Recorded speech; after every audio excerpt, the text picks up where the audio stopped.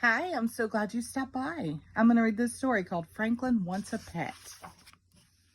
Franklin could count by twos and tie his shoes. He could sleep alone in his small dark shell. He even had a best friend named Bear. But Franklin wanted something else. He wanted a pet. Franklin had wanted a pet since he was small. But whenever he asked, "May I have a pet, please?" his parents said maybe someday. Franklin waited for a long time. He often pretended to have a pet. He took Sam, his stuffed dog, for walks. He taught Sam tricks. He even helped Sam bury some bones. But Sam wasn't a real pet. One day, Franklin asked his parents again, "May I have a pet, please?" Franklin's parents looked at each other. "We'll think about it," they answered. At first, Franklin was happy because they did not say no. Then Franklin became worried. His parents could think about things for days and days. That day, Franklin visited Bear and told him all about the pet he wanted. "If I had a pet, it would be a bird," said Bear. "Why?" asked Franklin. "Because birds sing beautiful songs," said Bear. "Birds are nice," said Franklin, "but their loud singing may wake me up too early." Franklin waited until morning before asking his parents if they had finished thinking yet. "Not quite," said Franklin's mother. "We need to know that you could care for a pet." Franklin nodded his head up and down. "Could you feed your pet?" asked Franklin's father. Franklin nodded again. He almost said "please" 100 times in a row, but he stopped himself.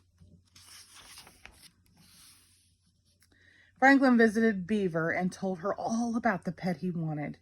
"If I had a pet, it would be a cat," said Beaver. "Why?" asked Franklin. "Because cats make purring sounds," she answered.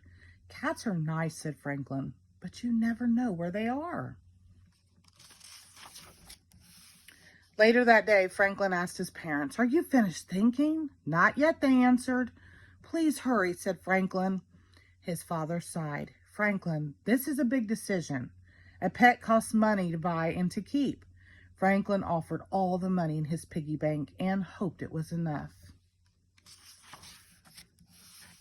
After counting his pennies, Franklin visited with Goose and told her all about the pet he wanted. "If I had a pet, it would be a bunny," said Goose. "Why?" asked Franklin. "Because bunnies have wiggly whiskers." "Bunnies are nice," said Franklin, "but I think whiskers might make me sneeze." After 3 whole days, Franklin was tired of waiting for his parents to finish thinking.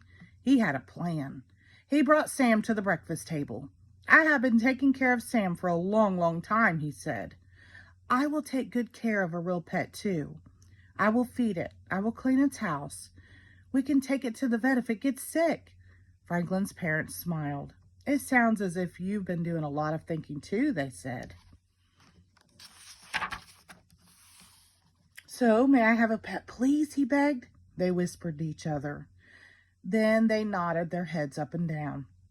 "Oh, thank you," said Franklin. He wanted to go to the pet store right away.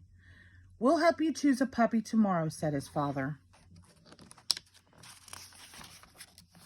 "No, thank you," said Franklin. "I do not want a dog." His parents were surprised. "Dogs are nice," said Franklin, "but I want a quiet pet."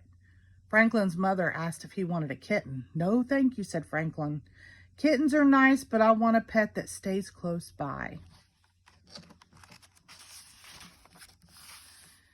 "Is it a hamster that you want?" said Franklin's father. Franklin shook his head. "No, thank you." "A rabbit?" asked Franklin's mother. "No, thank you," said Franklin. "What kind of pet do you want?" asked his parents. Franklin smiled and said, "I'll show you tomorrow." At the pet store, Franklin pointed to a fish. "I want a goldfish," he said. "A goldfish?" they said. "Why? A fish cannot do tricks or play with you." So Franklin explained. He liked to watch fish swim slowly around and around. He liked their beautiful colors, and he liked the way they made him feel inside, quiet and calm. Every morning, Franklin watched Goldie swim around and around.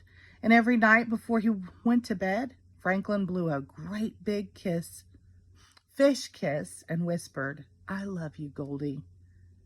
The end. Thank you.